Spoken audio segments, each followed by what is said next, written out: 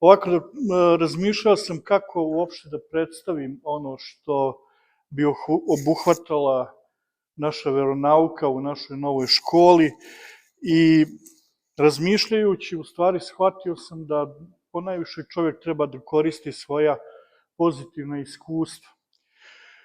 Kada je u srpskim školama vraćena veronauka u nastavu, ja sam bio među onim prvim veroučiteljima koji su počeli da rade i mi smo bili u stvari veoma neiskusna ekipa, nismo prošli tu nastavu koju su prolazili ljudi na učiteljskom fakultetu, imali smo metodiku možda kao dvosemestralni ispit i sve to u školi je bilo novo za mene.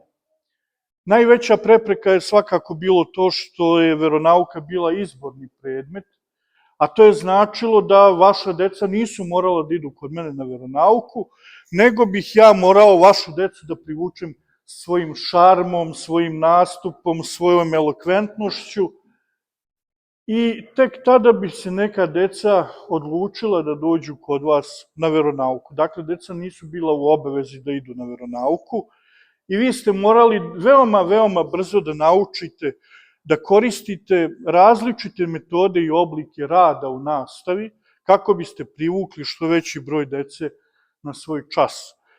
I koristeći te različite oblike i metode rada, brzo sam shvatio da dobar nastavnik jednu te istu lekciju može da ispredaje na više različitih načina, da upotrebi više metoda i oblika rada različitih i da decu zainteresuje za ono o čemu govori. I naravno, taj deo igrice sam prešao, međutim, i dalje mi je ostajalo nešto kao neuhvatljivo, kao nepojmljivo, nesaznatljivo u tom mom radu sa decom i tragao sam za tim odgovorom šta je to. Dakle, dugo mi je trebalo, možda 2-3 godine rada u školi mi je trebalo, da shvatim u stvari šta je moja misija. Da li je moja misija da ja različitim metodama i oblicima rada vašoj deci objasnim stvaranje sveta, da im objasnim Noja i potop, da im objasnim rođenje Hristovo i njegovo bogočovečansko poreklo, da li je to moja misija? Ja sam veoma brzo shvatio da u stvari nije. Dakle, moja misija, odnosno misija veronauke, nije da vašu decu nauči našim tradicionalnim običajima, nije čak ni da ih nauči tome šta se dogodilo prilikom stvaranja sveta, jer to možemo, kažem, da objasnimo na nekoliko različitih načina, da deci predstavimo na nekoliko različitih načina. I onda sam izvršio jedan mali eksperiment, te jedne godine izvršio sam mali eksperiment i učenicima od 1. osnovne do 8. osnovne, takođe i njihovim roditeljima, postavio sam jedno jednostavno pitanje. Šta biste vi želeli da vaša deca budu kad porastu? Odnosno, deca, šta biste vi hteli da budete kad porastete? I 100% odgovora je bilo i ticalo se toga šta će ta deca da budu po zanimanju kada odrastu. Svi su odgovarali, želim da moje dete bude naučnik, želim da moje dete bude popularni pisac, da moje dete bude lekar, deca isto tako, ja želim da budem pilot, ja želim da budem vozač Formule 1, ja želim ovo, ja želim ono. Nisam dobio od svih tih odgovora, niko mi nije odgovorio na pitanje tako da želi kad poraste da bude dobar čovek. Dakle, cilj veronauke nije da vašu decu nauči da se prekrste, da lome slavski kolač ili tako nešto. Mislim da je cilj veronauke da vašu decu upute kako da teže tome da budu dobri ljudi. Bez obzira da li će da bude lekar, sveštenik, naučnik, pilot, vozač tramvaja, bilo šta. Važno je da bude dobar čovek. I ja sam za našu školu u stvari i formulisao taj plan i program na taj način da sve što radimo bude posmatrano iz jedne perspektive, a to je perspektiva koju nam je postavio sam Gospod Isus Hristos, ljubi bližnjega svoga kao samoga sebe i ljubi Gospoda Boga svoga svim srcem svojim i svom dušom svojom. To nam je danas možda neophodnije nego ikad do sad.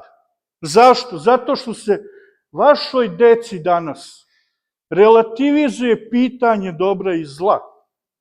Ta granica između dobra i zla vašoj deci se perfidno briše. Mi smo odrasli na onim bajkama braće Grimm, odrasli smo na bajkama Hansa Christiana Andersena, na našim bajkama Ivane Brlić, Mažuranić, nebitno ko je već pisao, gde je ta razlika između dobra i zla veoma jasna. Evo danas baš gledam, novi film izlazi, film je na temu one priče Čarobnjak iz Oza, gde se u stvari relativizuje zlo one zelene zle veštice, kako se sa severa ili sa istoka, ne znam. Ta zelena veštica u tom filmu se u stvari dovodi u pitanje da li je ona uopšte zla, nego jednostavno sticajem okolnosti i pritiskom okoline ona je postupala tako kako je postupala, a ne zato što u sebi zaista nosi zlo.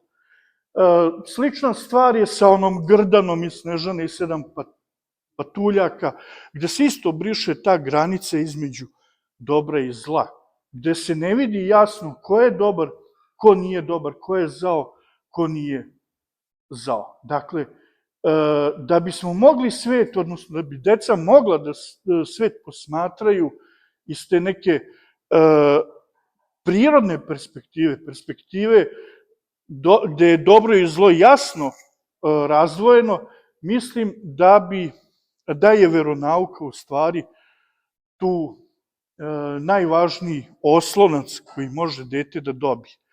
Zašto je bitno upravo ovo, ljubi bližnjega svoga kao samoga sebe i Gospoda Boga svoga? Te dve zapovesti su neodvojive. Dakle, u današnjem svetu vi imate nešto što se zove humanizam, to je ispoljavanje ljubavi prema čoveku. Međutim, mi u pravoslavlju imamo nešto što se zove čovekoljublje. Jer humanizam bez Boga, šta je humanizam bez Boga? Nešto što će na kraju opet da dovede do toga da je čovek biće koje ćemo mi da postavimo na pijedestal božanstva i da se klanjamo čoveku kao u svim totalitarnim režimima koje smo videli iza sebe. Bog je tu onaj koji je posrednik između ljudi, koji povezuje ljude. I zbog toga je važno da ove dve zapovesti uvek idu zajedno i da kroz njih u stvari deca nauče da posmatraju ceo svet. Pa čak i to pitanje ekologije, jer čoveku koji je osvešćen verom nije potrebna ekologija. On ekologiju živi. Zato što ja kao vernik svako stvorenje na ovoj planeti doživljavam kao biće Božje. Kao nešto što mi je Bog darovao i dao kao poklon.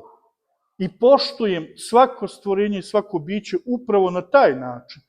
I ako tako naučim vašu decu da razmišljaju, njima neće biti potrebna priča o ekologiji, jer će oni sami da razumevaju stvari onako kako je potrebno. Eto, hvala vam što ste me saslušali.